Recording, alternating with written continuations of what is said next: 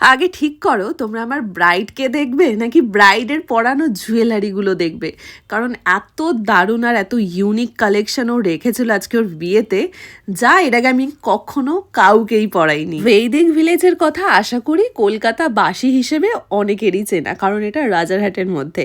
আর সেই বৈদিক ভিলেজের মধ্যে আমি সাজাতেই চলে গেছিলাম আফসানাকে। আফসানা পরেছিল একটা জারদৌসি বেনারসি, যেটা সত্যি ফটোতে কতটা বোঝা যাচ্ছে আমি জানি না, কিন্তু অসাধারণ অসাধারণ একটা বেনারসি, যেটা ভরা কাজ আর ভীষণ ওয়েট সত্যি কথা বলতে। তো গোটা জিনিসটা পরাতে আমার বেশ কিছুটা টাইম লেগে যায়। আর শুনে নি ও কেমন সাজবে। কিছু যদি তোমার বলার থাকে মেকআপটা নিয়ে। মেকআপ সম্পর্কে হ্যাঁ হ্যাঁ আমার একটু ডিমি মেকআপ ভালো লাগে, খুব একটা ম্যাট না। আচ্ছা ভালো লাগে, কাজল ভালো লাগে, রেড লিপস হবে একটু। আচ্ছা, আমি বুকিংয়ের পর অতটা ডিসকাস করতে না পারলেও একদম স্পটে গিয়েই প্রত্যেকটা ব্রাইডকে জিজ্ঞাসা করি তার পছন্দ অপছন্দগুলো। আর সেইভাবেই আফসানাও কিন্তু আমাকে ওর পছন্দগুলো বলেছে। অন্য সব ব্রাইডদের মতো পুরোটা আমার ওপর ছেড়ে দেয়নি। তো ওর পছন্দগুলোর মতোই আমি শুরু করি সমস্তটা। না আমি ওকে এর আগে দেখেছি, না ওর শাড়ি সম্পর্কে আমার কোনো আইডিয়া ছিল, বা ও কেমন সাজতে চায় সেই কোনো কিছুই আমার কিন্তু জানা ছিল না। সবটাই প্রথম। আর সেই রকমভাবেই ও আমাকে বলে দিয়েছিল কি সাজবে না সাজবে, আর আমি কিছুটা আমার পছন্দ মতো সাজিয়েছিলাম। সব কিছু ঠিক থাকলেও ওর জোড়া ভুরুটা থেকে গেছিল। প্রথমে আমি যখন বললাম তোমার জোড়া ভুরুটা কি রাখবো, ও তো বেচারি ভয় পেয়ে গেছিলো, ভেবেছিল আমি হয়তো থ্রেডিং করে উঠিয়ে দেবো। না না, আমি ওসব পারি না থ্রেডিং। এরকম যাদের জোড়া ভুরু আফসানার মতো আছে, বা যাদের ইচ্ছে যে কখনোই তুলবো না, তাদেরকে একটা সাজেশন দিই, মেকআপের ক্ষেত্রে না এই জোড়া ভুরু জিনিসটা একটু অড লাগে, তাই চেষ্টা করবে এই ভুরুটাকে একটু তুলে দিতে, তাহলে জিনিসটা অনেকটা সুন্দর লাগবে। কারণ মেকআপের ক্ষেত্রে তো সমস্তটাই ধরে ধরে করতে হয়, সেটা আইব্রো হতে পারে, সেটা নাক হতে পারে, সেটা সমস্ত কিছু সমস্ত দিকগুলোকে দেখতে হয়। তাই যখন আইব্রোতে একটু কাজল যায় তখন মনে হয় যেন অনেকটা বড় হয়ে গেছে ফেসের মধ্যে আইব্রোসটা। তাই চেষ্টা করবে একটু আইব্রোসটাকে তুলে দিতে। আবার তো 1 মাস পরে রিগ্রোথ হয়েই যাবে। ও আমাকে যেটা বলেছিল যে ওর একটু ডিউই মেকআপ পছন্দ, মানে যেখানে কোনো ড্রাইনেস যেন বা ম্যাট লুক না থাকে। আর সেইভাবেই আমি ওকে একটু ডিউই মেকআপ করি, যেখানে ফেসটা গ্লো করবেই।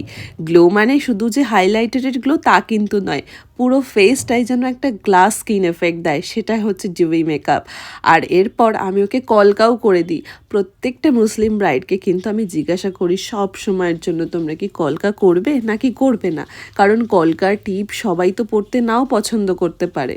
তাই সেই জন্য সবাইকেই আমি জিজ্ঞাসা করে নিই। তোমরা আমাকে বরাবরই জিজ্ঞাসা করো, আচ্ছা দিদি তুমি তোমার ব্রাইডদের যে লিপস্টিকগুলো দাও সেগুলো কি শেডের হয়।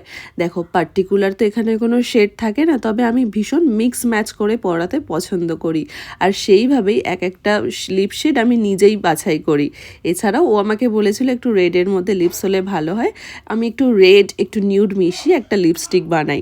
আর এরপর দেখো ওর যে জুয়েলারিগুলো পরবে সেগুলো মারাত্মক সুন্দর, মানে সত্যি আমি তো জানতাম না যে ওই টাইপের বা এই ডিজাইনগুলো পরবে। যখনই দেখি প্রত্যেকবার না একই রকম জুয়েলারি পরাতে পরাতে অভ্যস্ত।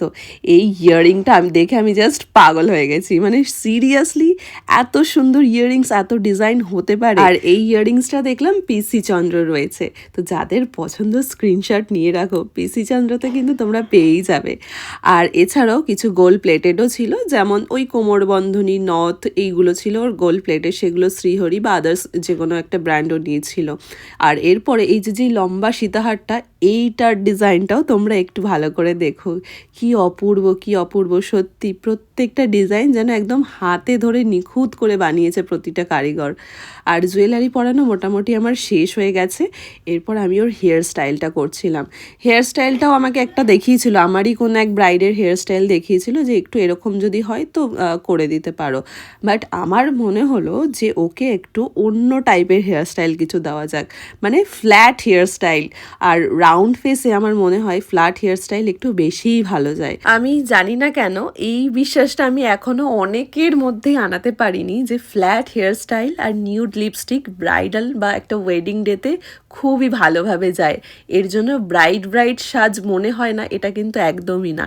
আমার এখন ভীষণ পরিমাণে স্লিক হেয়ার, মানে একদম ফ্ল্যাট হেয়ার স্টাইল যেটা, তারপরে ডট কলকা, নিউড লিপস্টিক, এই রকম সাবেকি বা একটু হালকা সাজ আমার ভীষণ ভালো লাগে।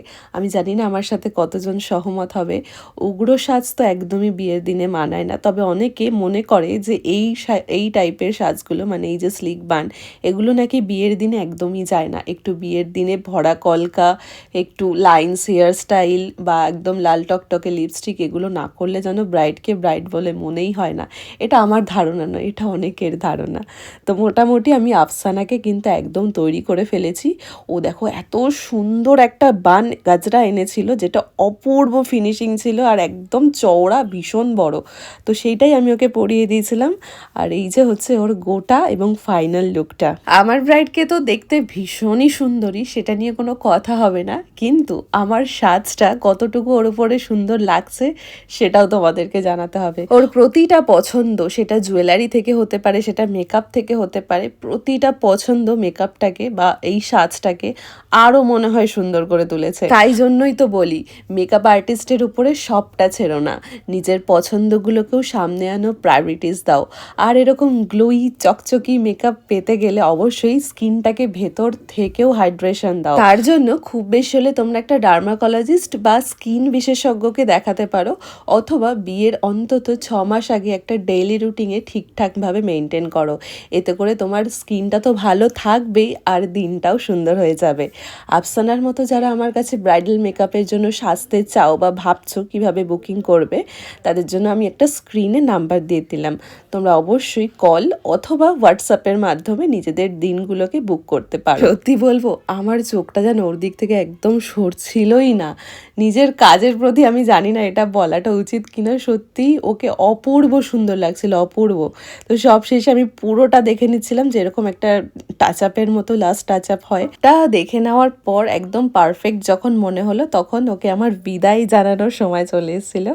আর এইভাবেই আমি আমার ব্রাইডকে আজকের দিনে রেডি করেছিলাম। মানে 27 মার্চে ছিল ওর বিয়ে। বেচারি রিসেপশনে বহু চেষ্টা করেছিল, কিন্তু আমি ওকে সাজাতে পারলাম না, কারণ অন্য একটা বুকিং ছিল। বেশ ভালো হতো যদি রিসেপশন মেকআপটা তোমাদের সাথে শেয়ার করতে পারতাম।